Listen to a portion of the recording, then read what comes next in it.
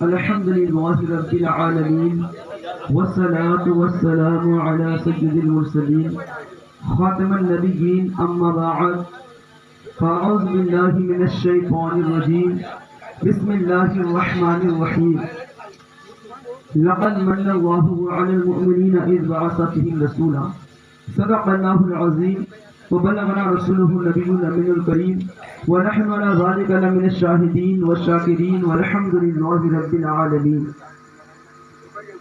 دیوانۂ عشق احمد کو زنجیر سجدہ کرتی گے، دیوانۂ عشق احمد کو زنجیر سجدہ کرتی گے، بیدار مقدر والوں کو تقدیر سجدہ کرتی گے، بیدار مقدر والوں کو تقدیر سجدہ کرتی گے.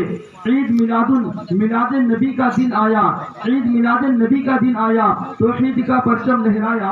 اے صلی علی بت خانوں میں تصویر سجدہ کرتی گے، اے صلی علی بت خانوں میں تصویر سجدہ کرتی گے. حضرات گرامی، اسرا کا مکہ، قیصر کا محل، مائل بزم ہے سر کے بل، بنیاد دو عالم آتے گے تعمیر سجدہ کرتی گے، بنیاد دو عالم آتے گے تعمیر سجدہ کرتی گے. اور آگے فرماتے ہیں کہ حسنین صف جو رہے ہر ظلم سہے پر اف نہ کرے، اس مرد مجاہد کے آگے شمشیر سجدہ کرتی گے، اس مرد مجاہد کے آگے شمشیر سجدہ کرتی گے. حضرات گرامی، کام اتنا خاموشی رہنے سے نہیں چلے گا، بلکہ اگر آپ محفل میں آئے ہیں تو آپ کو لگے کہ ہم آئے ہیں، اور آپ کو یہ بھی لگنا چاہیے کہ ہم آئے ہیں تو ہم اپنے جو تو آنے کا ثبوت دیتے ہیں.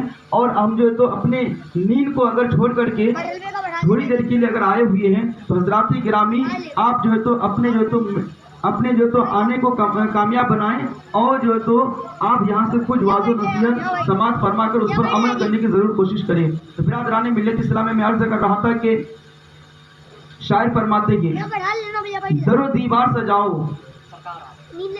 غور فرمائیں، در و دیوار سجاؤ، سرکار آ رہے ہیں، مل کر سب خوشیاں مناؤ، سرکار آ رہے ہیں.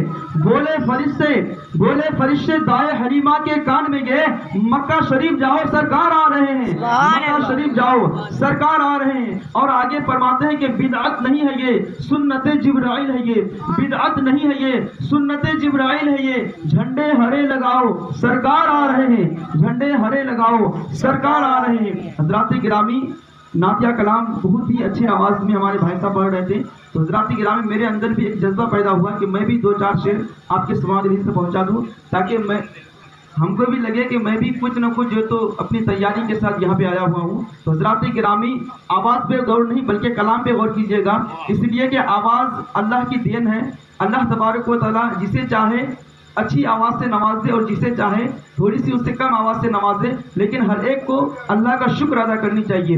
جیسے کہ جس کے پاس مال و درہم بہت زیادہ ہے اور کسی کے پاس کم ہے، تو مال جس کے پاس کم ہے اس کو جو تو ناشکری نہیں کرنی چاہیے، بلکہ ہر وقت ہر حال میں اللہ کا شکر بجا لانا چاہیے. تو حضرات گرامی، آئیے نعتیہ کلام سننے اور سنانے سے پہلے بہتر اور ضروری ہم سمجھتے ہیں کہ سب سے پہلے شمع بزم ہدایت، نو شہ بزم جنت، مظہر مظہریت، کیف روز مصیبت، سرکار دو عالم صلی اللہ علیہ وسلم کی آمد کی برکت ہے، جن کے صدقے زمین بنی آسمان بنا، غرض کائنات کی ہر چیز وجود میں آئی. تو برادران ملت اسلامیہ، آئیے اسی رسول ہاشمی کی بارگاہ بیکس پناہ میں ہمارا مل کر ایک بار اپنی غلامی کا ثبوت دیتے ہوئے بڑی آواز سے بلند درود پاک اللہم بارک وسلم صلی علیہ السلام علیکہ یا رسول اللہ. آپ لوگ کو لگا کہ فارسی میں نے کہا ہے، دیکھیے نہ فارسی کہا، نہ عربی، نہ جو تو انگلش کہا، بلکہ اردو میں ہم نے کہا کہ درود شریف پڑھیے. بڑی آواز سے بڑا درود شریف. اللہم صلی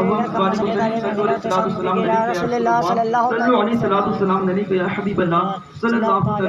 اللہ تبارک و تعالیٰ نے انسانوں کے لیے طرح طرح کے اناج، طرح طرح کے غلے، طرح طرح کے فروٹس اور دیگر جو تو آرام دہ کے لیے کافی چیزوں کا انتظامات کیا. اللہ تبارک و تعالیٰ کا کروڑوں احسان ہے، اللہ تبارک و تعالیٰ کا لاکھ لاکھ شکر ہے. اللہ تبارک و تعالیٰ نے تمام جو تو چیزوں کو پیدا فرمایا. مثلاً آپ غور کیجئے گا کہ آسمان اللہ کی نعمت ہے، زمین اللہ کی نعمت ہے، اور سورج اللہ تبارک و تعالیٰ کی نعمت ہے، چاند اللہ کی نعمت ہے. حضرات گرامی، ہوا اللہ کی نعمت ہے، اور پانی اللہ تبارک و تعالیٰ کی نعمت ہے. جان زبان اللہ کی نعمت ہے حضرات گرامی، کھانا اللہ کی نعمت ہے، دانا اللہ کی نعمت ہے حضرات گرامی۔ اور آگے غور فرمائیے گا کہ اللہ تبارک و تعالیٰ نے انسانوں کی ہدایت کے لیے قرآن جو ہے تو دیا۔ قرآن اللہ تبارک و تعالیٰ کی نعمت ہے حضرات گرامی۔ ایمان سے سرفراز فرمایا، ایمان اللہ تبارک و تعالیٰ کی نعمت ہے۔ دیگر اللہ تبارک و تعالیٰ نے انسانوں کو وجود بخشا، ان کے لیے ہر چیزوں کا انتظامات کیا، ہر چیز کو دیا حضرات گرامی۔ اس کے بعد پھر جو تو انسانوں پر کیا کسی چیزوں پر اللہ تبارک و تعالیٰ نے احسان نہیں جتایا۔ اب غور فرمائیے گا کہ انسانوں کو اللہ تبارک و تعالیٰ نے جو تو عقل و شعور سے نوازا مگر احسان نہیں جتایا۔ انسانوں کو جو تو اللہ تبارک و تعالیٰ نے جو تو دل و دماغ سے نوازا مگر احسان نہیں جتایا۔ آسمان کا سامیانہ لٹکایا مگر احسان نہیں جتایا۔ زمین کا فرش بچھایا مگر احسان نہیں جتایا۔ چاند کی چاندنی سے نوازا مگر احسان نہیں جتایا۔ سورج کی روشنی سے نوازا مگر احسان نہیں جتایا حضرات گرامی۔ پھولوں کی نکھت سے نوازا مگر احسان نہیں جتایا۔ اور جو تو اللہ تبارک و تعالیٰ نے آنکھ عطا کی مگر احسان نہیں جتایا۔ آنکھوں میں جو تو بینائی عطا کی مگر احسان نہیں جتایا۔ اللہ تبارک و تعالیٰ نے جو تو پکڑنے کے لیے ہاتھ جو تو دیے مگر احسان نہیں جتایا۔ چلنے کے لیے پیر کو دیے لیکن احسان نہیں جتایا۔ برادران ملت اسلامیہ، انسانوں کو وجود بخشا اللہ تبارک و تعالیٰ نے، ہر چیز دیا وجود بخشا لیکن کسی پر احسان نہیں جتایا۔ اب غور فرمائیے گا کہ انسانوں کو جو تو ہدایت کے لیے اللہ تبارک و تعالیٰ نے حضرت آدم کو جو تو دنیا میں بھیجا، کہیں یہ نہیں فرمایا کہ اے لوگوں میں نے تجھ پر احسان کیا۔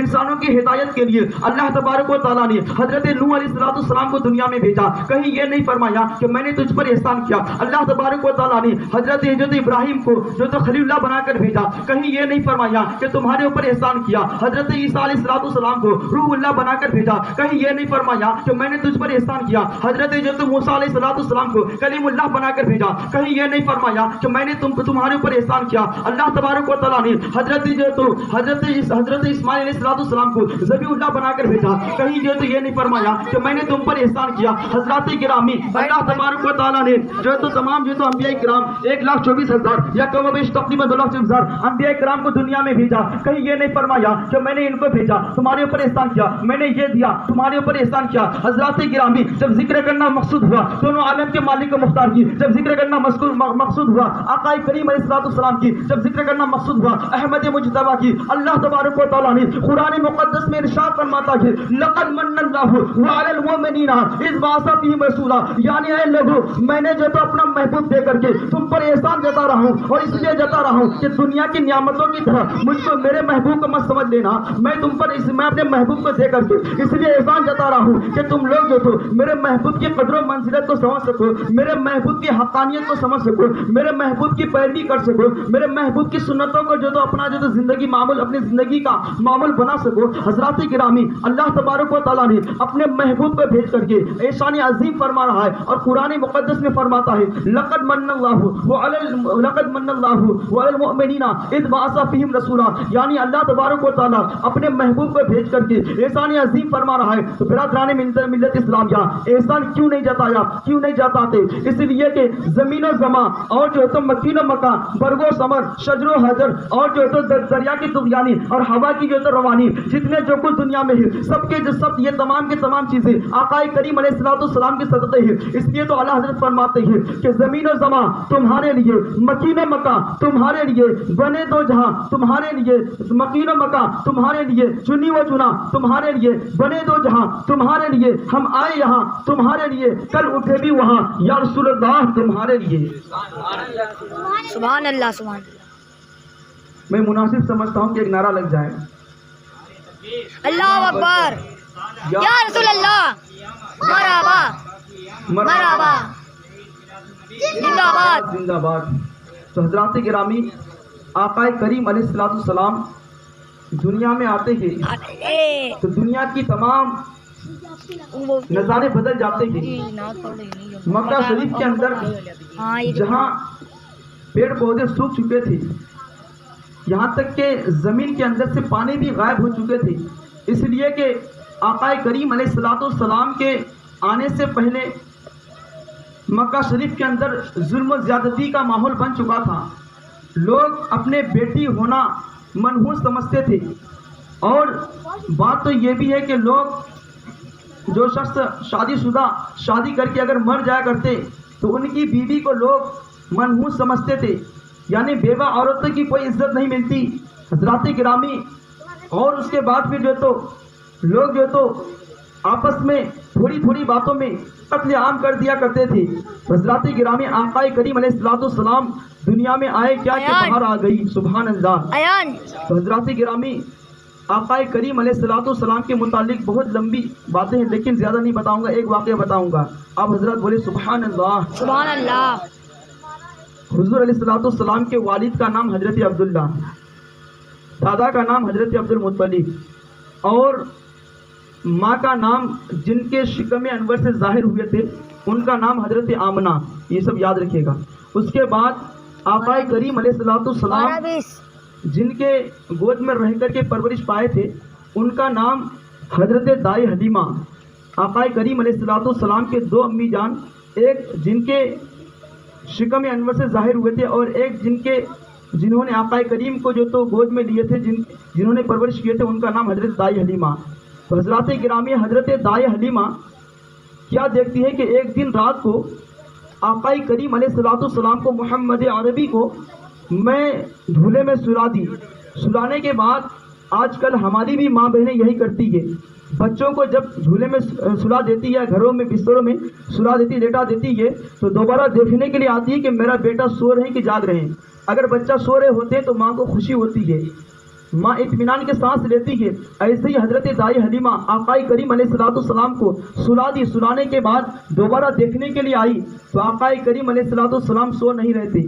آج کل کے ہمارے ماں بہنوں کا ماحول اتنا بگڑتے ہوئے چلے جا رہے ہیں کہ بچے اگر نہیں سوتے ہیں تو ان کو ٹی ویاں دکھا کر کے اور جو تو گانا سنا کر کے، گیت سنا کر کے، لوریاں دے کر کے سلایا کرتی ہے اور جو ہے تو غلط چیزوں کو جو تو سنا کر کے اپنے ہماری ماں بہنیں جو تو سلایا کرتی ہے. لیکن قربان جاؤ میرے دوستو، ہمارے اسلاف کے جو ماں بہنیں تھی، ہمارے اسلاف کے جو خواتین تھی، وہ جو اپنے بچوں کو سلایا کرتی تھی تو حضرات گرامی جب سلانے کے بعد بچوں کو دیکھنے کے لیے آتی، اگر بچہ سو رہے ہوتے ہیں تو خوشی ہوتی، اگر نہیں سوتے ہیں تو حضرات گرامی ماں جو ہے تو قرآن کی تلاوت کر کے، ماں جو ہے تو بچوں کو جو تو نعت مصطفیٰ سنا کر کے سلایا کرتی تھی اور کہتی تھی کہ سو جاؤ میرے لاڈلے یا مصطفیٰ کہتے کہتے، کھلے آنکھ جب صلی علی کہتے کہتے. تو حضرات گرامی آپ غور کیجئے گا، حضرت حلیمہ سعدیہ فرماتی ہے کہ میں محمد کو دوبارہ دیکھنے کے لیے آئی کہ میرا بیٹا محمد سو رہے کہ جاگ رہے. تو حضرات گرامی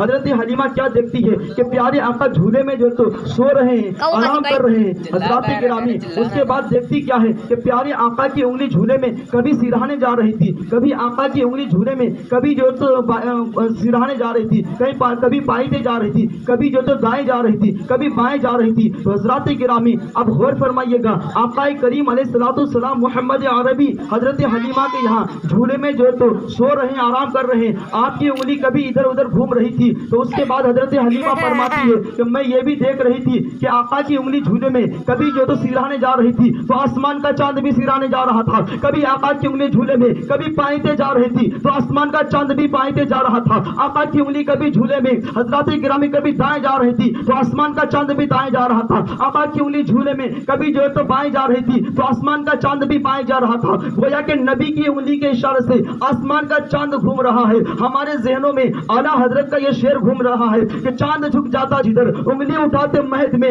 کیا ہی چلتا تھا اشاروں پر کھلونا نور کا. تو حضرات گرامی ہم لوگ